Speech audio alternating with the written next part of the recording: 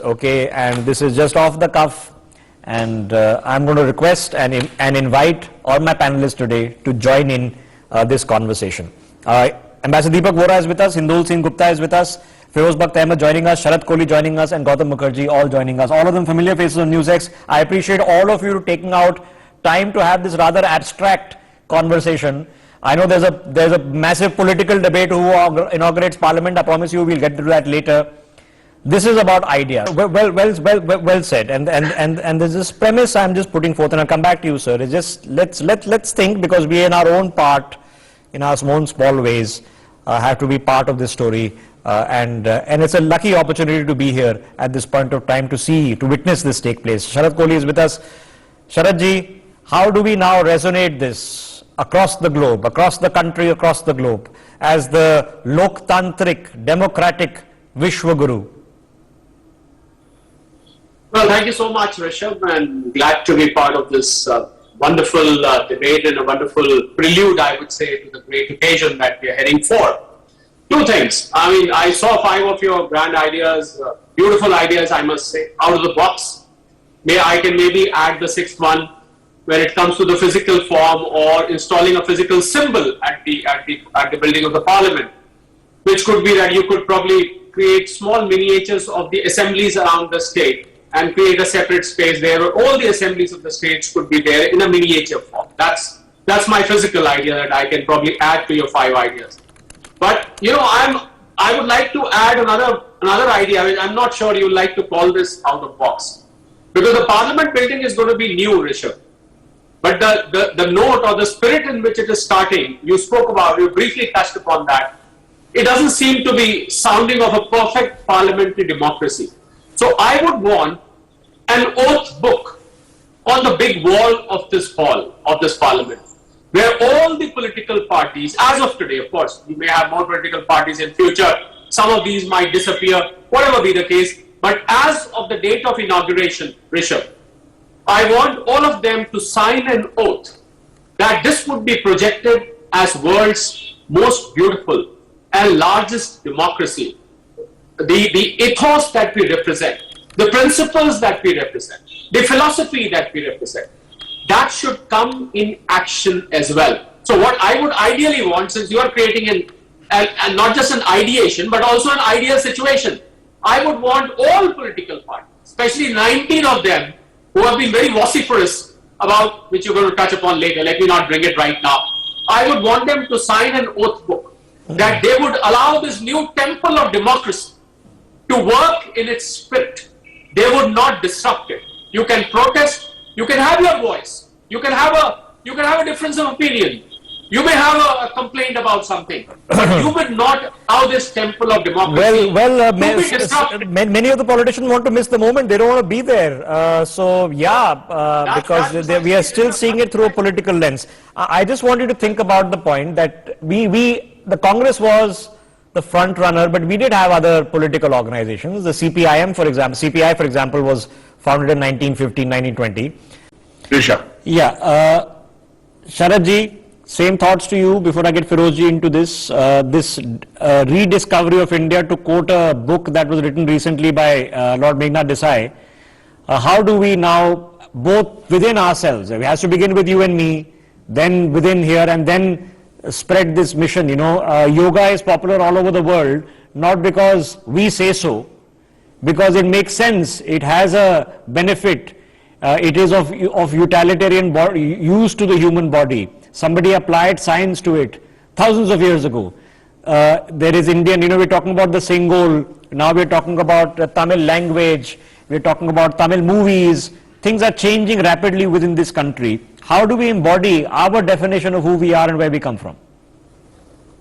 I think if you leave it to me, Rishabh, I would declare this as the World Democracy Day. I mean, I appreciate, Ambassador Vora calling it a self-confidence day, but I would call this World Democracy Day because we are not just the world's largest democracy. We are one of the world's toughest democracies. America is the world's oldest democracy.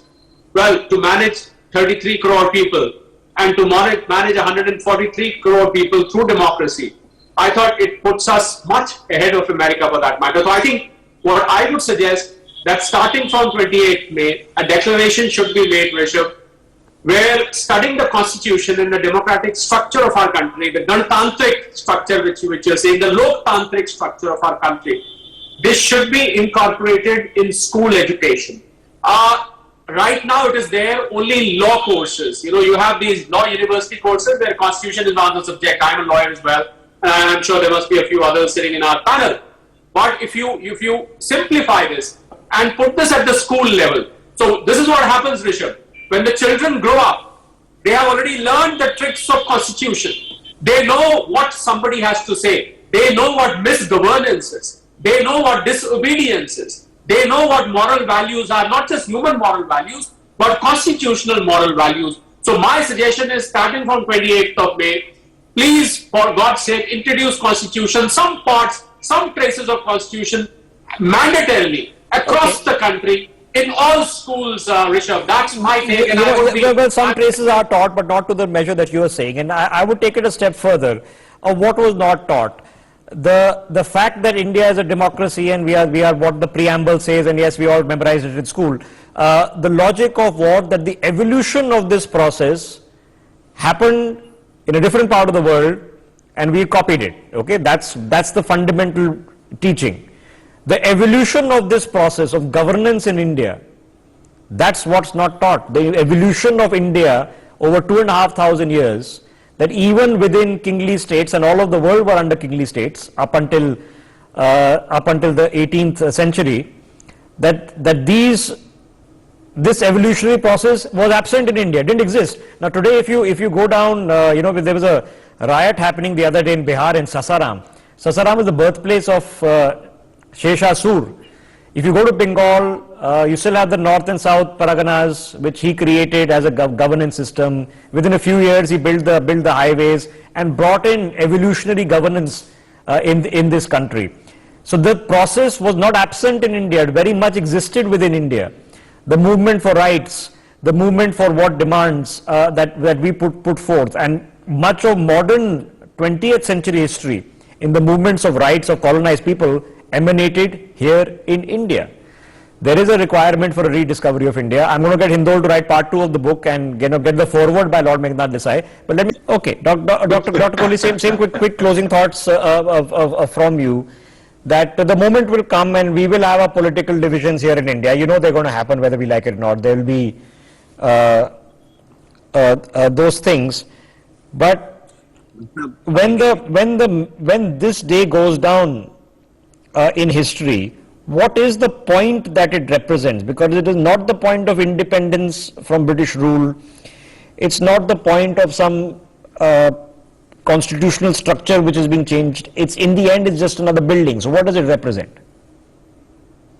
No, I think it's far more than a building, Rishabh. From long live the king to Karmanya Vadika Raste. You know, I think it's a big transition. It's a symbol of how India has evolved over these 75 years. It is a symbol of where India is heading towards. I mean, the Amrit Kal. It's a symbol of the fact that Indian democracy has only grown better with time. It's a symbol of the fact that the next decade is India's decade. I think the building sends a lot of message. I would also suggest, Rishabh, going back to your first point, that the street outside the parliament, which is right now known as the Red Cross Road, or somewhere around, I think it should be named as the Constitution Street. You know, we should rename it as Samvidhan Marg or something. You know, that also can be done as an idea. But I think this is far more than a building, and we have moved decades. By moving 75 years, we've actually moved ahead by 750 years, Rishabh, is what I would like to say as a concluding remark. Last thought. That's a moment miss. I think we in that context, we are missing the sense of the presence of this moment, and we are ascribing it just to one individual. I don't think what this moment represents is just one individual. That individual has got the job done, and good on him for that. Okay, but I think there is a country which has a pride and a sense of purpose and a sense of place, which I haven't felt. I'm still youngish, but I'm feeling it now.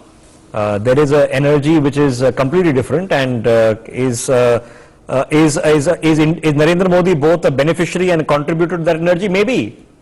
And good on him for that, but I think that would be missing a moment. Ladies and gentlemen, I'm ending this telecast for now. You know me, and if you watch me for long enough, the conversation is not over. The conversation of who we are, where we're going, is a perennial conversation. We should have it, and I would request you all that all the matters we sort of touched upon today, I've got at least one educationist, one author, one, two others who are very well-known personalities in their own fields and television sitting with me. I'm sure many of you are watching also.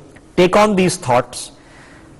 We need to be able to tell our next generation the story of India better.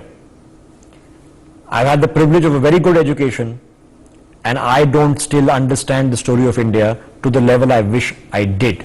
I've learned something new this morning. Hopefully I'll discover new things along the way, and that would be the rediscovery of India. Thank you, gentlemen, for a very abstract conversation tonight. We take a break. See you in a minute.